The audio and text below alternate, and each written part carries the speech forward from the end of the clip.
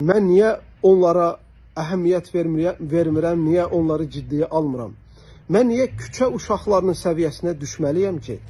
Mən niyə kimdən olunduğu bilinməyənlərin səviyyəsinə düşməliyəm ki? Əhəmiyyət verməyin. Onlar küçə küçükləridir, itləridir, ürəyərlər. Bunu tənqid edənlərin deyir ki, atanalı anaları bəlli olmayan, subhanallah. Ata-anası bəlli olmayan birisi də kimə deyirlər? Zina evladına. Vələcüznəyə deyirlər. Yəni ata-anası bəlli deyil. Ata-anaları kimdir bilinmir. Kimlərsə zina eləyib bu dünyaya gəlib. Subhanallah. Yəni görün, elm əhlini bunu tənqid edənləri və tənqid edənlər içərisində böyük elm əhli də var. Hamısını zina evladı adlandırır bu tərbiyəsiz. Və mən sonra sizə ayələri oxuyacağım. Görün belə tərbiyəsizdən elm almaq olar mı? Subhanallah. Necə elm əhlinin ataları da bilinir, anaları da bilinir.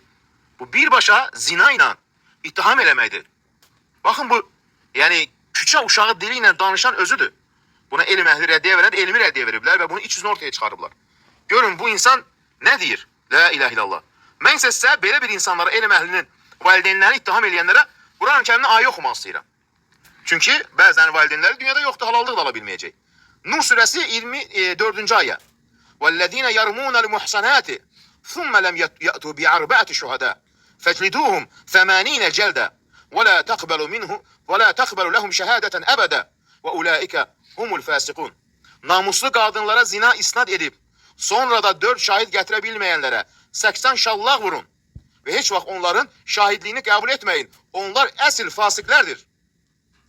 Düşünün, belə bir insan bəzi ölkələrdə ki tətbiq olunur Quran ayələri, şəriət məhkəməsi buna 80 dənə şallaq vuracaqdılar. Və üstəlik ki, onların şahidliyini qəbul etməyin. Şahidliyini qəbul etməyən necə elm əhli kimi ortaya çıxa bilər? La ilahe illallah. Düşünün, bu necə insanlar tərbiyə edəcək? Əxlaqsız, tərbiyəsiz insanlar yetişdirəcək. Çünki bunun ətrafında olan insanlar bəziləri də vardır ki, hələ də bu insana səhv etdi deyə bilmirlər. Təqlidçiliyi bu tərbiyyədir. Bu necə elm əhlidir ki, düzgün insan tərbiyə edilə bilər? Baxın indi ayəyə. Nisə surəsi 24-cü ayə. İnnellezîne yarmûnel muhsanâtil gâfilâtil mu'minâti lu'inû fid-dunya vel-âxirə və lehum azâbun azîm. Şübhəsiz ki, heç nədən xəbərsiz olan namuslu mömin xanımlara iftira yaxanlar dünyada və axirətdə lənətlənmişlər. Onlar üçün axirətdə də böyük bir əzab vardır. La ilahe illallah. Utanmaz gör nə deyir. Bu necə tərbiyə edəcək? Necə tərbiyəli insanlar yetişdirə bilər bu?